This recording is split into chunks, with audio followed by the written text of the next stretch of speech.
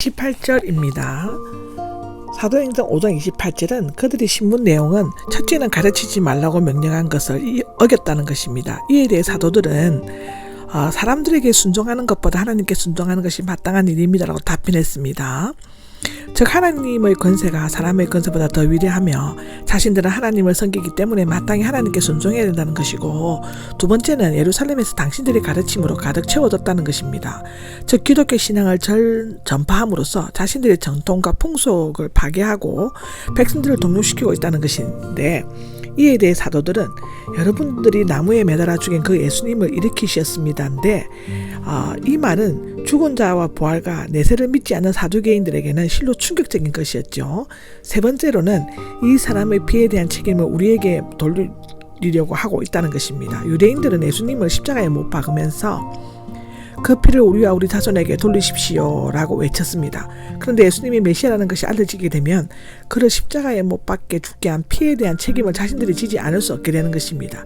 이에 대해 사도들은 하나님께서는 예수님을 자신의 오른편에 높이 올리셔서 통치자와 구세주로 삼으시고 이스라엘이 회개하고 죄 용서함을 받게 하셨다고 대답하였습니다.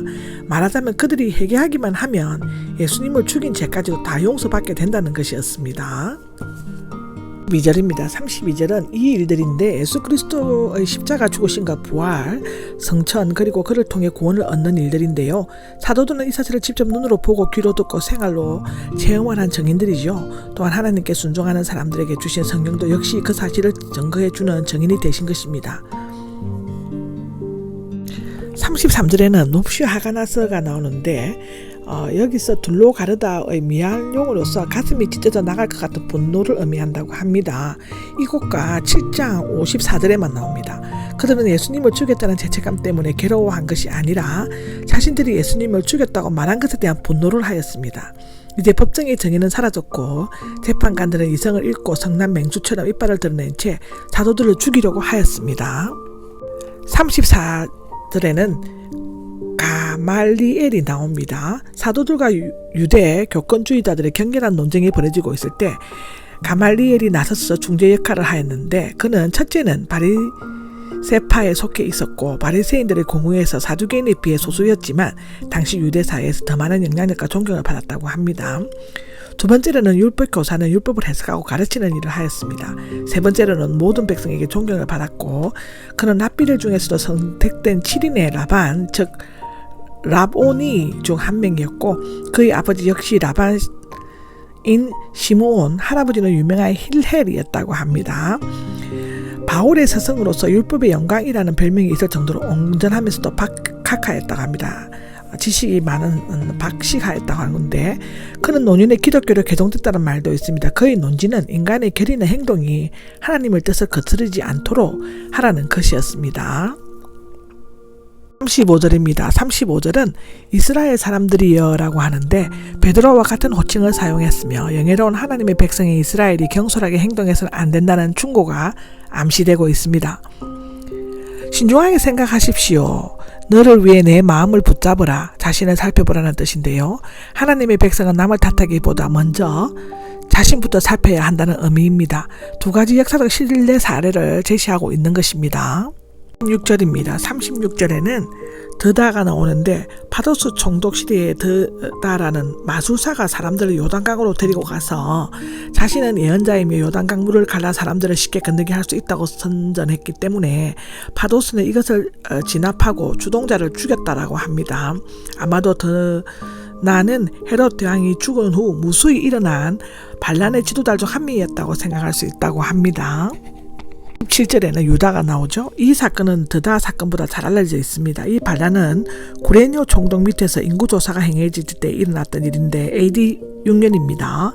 이 인구조사의 목적은 로마 제국에 바치는 세금을 확정하기 위한 것이었으므로 유다는 가이사 즉 황제에게 세금을 바치는 것은 하나님을 모독하는 게 된다고 주장하여 반란을 일으켰는데, 그러나 드다의 경우처럼 진압되어 죽임을 당하거나 타 지역으로 흩어졌다고 합니다. 18절과 39절은 손을 떼고 그대로 내버려 두십시오라고 나오는데 가말리엘의 결론적인 권고입니다. 그 이유는 이 사람들의 계획이나 활동, 즉 사람에게서 나온 것이라면 망할 것이고, 두 번째 하나님께서 나온 것이라면 그들은 없애지 못할 것이며, 오히려 하나님을 대적하는 자들이 될 수 있을 것이다 입니다. 여기에서 가말리엘은 제사장들의 행동이 하나님에게서 나온 것으로 생각하고 있음을 알 수 있죠. 18절과 39절은 손을 떼고 그대로 내버려 두십시오라 나오는데 가말리엘의 결론적인 권고입니다. 그 이유는 이 사람들의 계획이나 활동, 즉 사람에게서 나온 것이라면 망할 것이고, 두 번째 하나님께서 나온 것이라면 그들은 없애지 못할 것이며 오히려 하나님을 대적하는 자들이 될 수 있을 것이다 입니다. 여기에서 가말리엘은 제사장들의 행동이 하나님에게서 나온 것으로 생각하고 있음을 알 수 있죠. 40절에는 풀어주었다가 나옵니다. 살기등등한 공회 회원들은 가말리엘의 권고를 받아들였고 매질하였습니다. 아마도 40에 한 번 가만 매였던 것 같으며